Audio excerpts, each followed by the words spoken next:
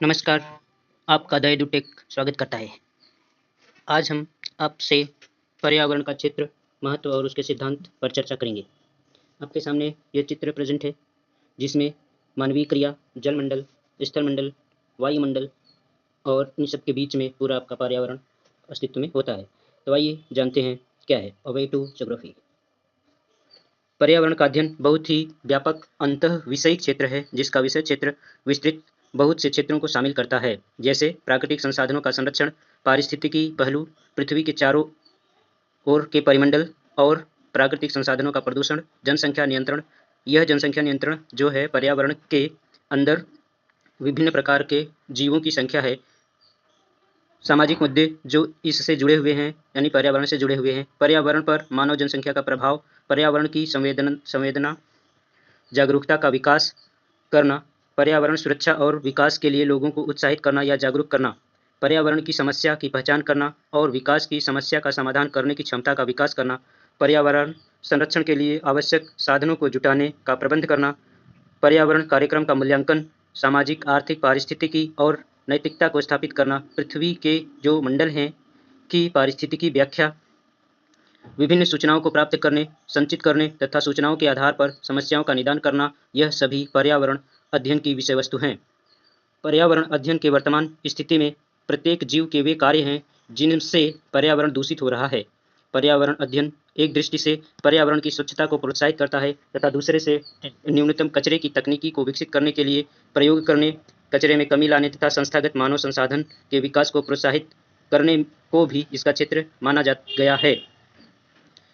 प्राकृतिक संसाधनों का संरक्षण करना, जैसे पानी पूर्णतः अनंत नहीं है, इसकी एक सीमा है। प्रत्येक संसाधन की मांग बहुत अधिक है, क्योंकि जैसे जैसे मनुष्य की जनसंख्या बढ़ रही है एवं कुछ अन्य जीवों का विस्तार हो रहा है, वैसे वैसे प्राकृतिक संसाधनों की मांग बढ़ती चली जा रही है। किंतु सावधानी पूर्वक शोध को अपनाकर लागू करने से इस चीज को नियंत्रित या प्रबंधित किया जा सकता है।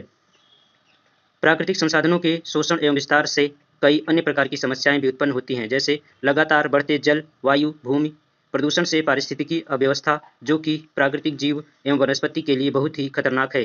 पर्यावरण का एक अन्य पहलू है जिसके अंतर्गत भोजन के नए स्रोत की तलाश करना, क्योंकि वर्तमान समय में पर्यावरण के अन्य जीवों के लिए अस्तित्व के कुछ नए विकल्पों की खोज अति आवश्यक हो गई है। ऐसा इसलिए क्योंकि बढ़ती जनसंख्या तथा लगातार प्राकृतिक साधनों के उपयोग से पर्यावरण पर गहरा प्रभाव पड़ा है और उससे उत्पादकता में कमी आई है। इसलिए भोजन के उत्पादन और उपयोग का पर्यावरण पर प्रभाव का अध्ययन करते हुए नए संसाधनों की तलाश भी जरूरी है। साथ ही अन्य संसाधनों के बहाव तथा उनके बहाव की प्रकृति की चर्चा भी इसमें होती है, जैसे ऊर्जा, भूमि, पानी, पोषक तत्व, क्योंकि यह भोजन के लिए अति आवश्यक संसाधन है। पर्यावरण के अध्ययन ने पर्यावरण के सुंदरीकरण करना और उसमें मनुष्य को जोड़ना, साथ ही मानव की कुशल क्षेम के लिए उन्हें नियुक्त करना भी इसका क्षेत्र है। यानी पर्यावरण की सुरक्षा से जुड़कर इसका विकास कर रहे हैं के लिए भी, क्योंकि यह समस्त मानव जाति के लिए हो रहा है।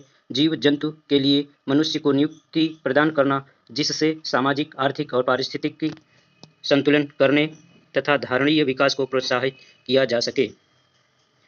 पर्यावरण का अध्ययन विकासात्मक प्रक्रिया के बारे में ज्ञात करना है, कैसे पृथ्वी पर जीवन का उद्भव हुआ, जिससे कि पर्यावरण का संरक्षण और विकास किया जा सके। इसके अध्ययन से विभिन्न प्रकार के जीवों से संबंधित उनके जीन का पता चलता है, जिसके अध्ययन के द्वारा हम निश्चित रूप से लाभकारी जीनों को प्राप्त कर सकते हैं।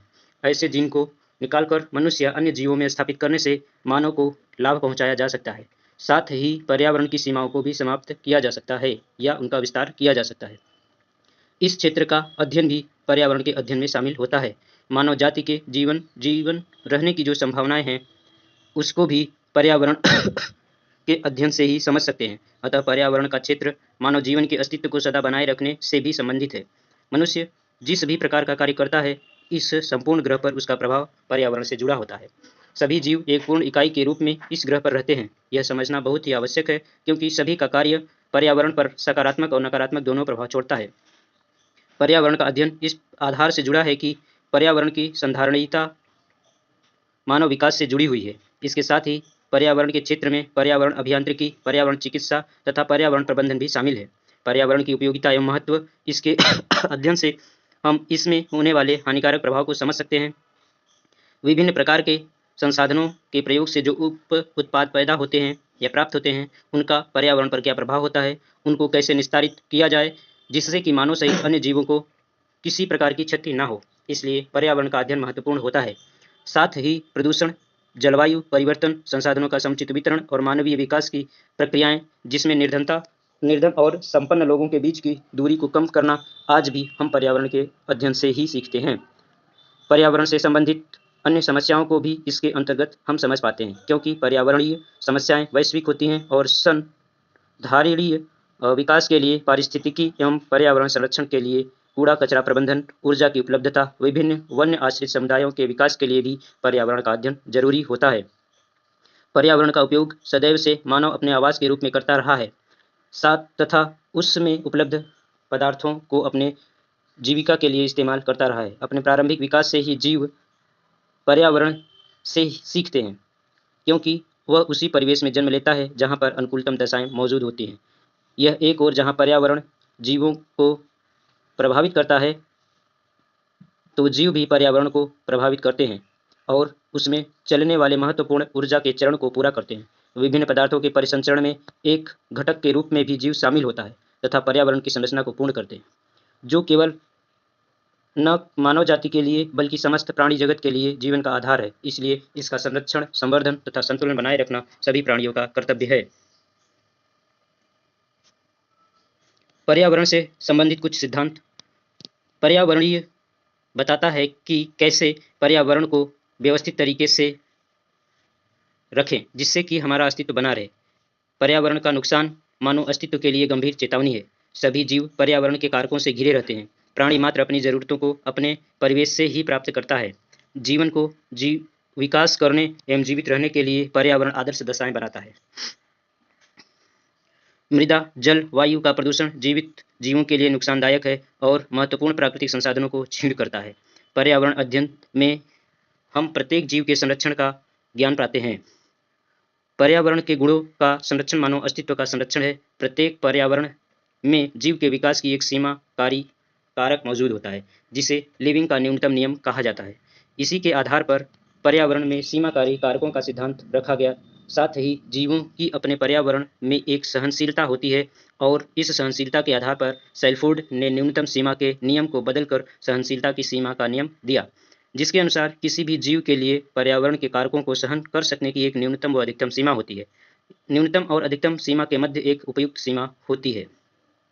पर्यावरण एक संपूर्ण इकाई के रूप में होता है, जिसमें किसी एक कारक के बिना अन्य कारकों को प्रभावित करके कोई परिवर्तन नहीं किया जा सकता। अर्थात पर्यावरण के कारक आपस में पूरी तरीके से गुथे होते हैं, पूरी एक जाल की तरह, जिसमें एक कारक में जरा सा परिवर्तन करने पर सारा पर्यावरण बदल जाता है। इसका प्रतिपादन कार्ल फ्रेडरिक ने संपूर्णता का सिद्धांत के रूप में किया। इसका अर्थ यह है कि अगर हम एक कारक को छोड़कर सोचें कि अन्य कारकों में परिवर्तन करके हम पर्यावरण में परिवर्तन ला सकते हैं, तो ऐसा संभव नहीं है, क्योंकि जैसे ही दूसरे कारक में हम परिवर्तन करते हैं तो जिस कारक को छोड़े हुए हैं उसमें भी परिवर्तन हो जाएगा। प्रत्येक जीव अपने पर्यावरण में विद्यमान दृश्य वातावरण के प्रति संवेदनशील होता है तथा उसमें होने वाले परिवर्तनों के प्रति सजग रहता है, क्योंकि वह अपने अनुकूल पर्यावरण की ही उपज होता है। यदि परिस्थितियां प्रतिकूल होती हैं तो जीवन भी प्रतिकूल अवस्था में पहुंच जाता है। आज पर्यावरण अध्ययन इसलिए और भी जरूरी हो गया कि वह जीवन से संबंधित अपने पर्यावरण के बोध को हमारे समक्ष उजागर करता है। धन्यवाद।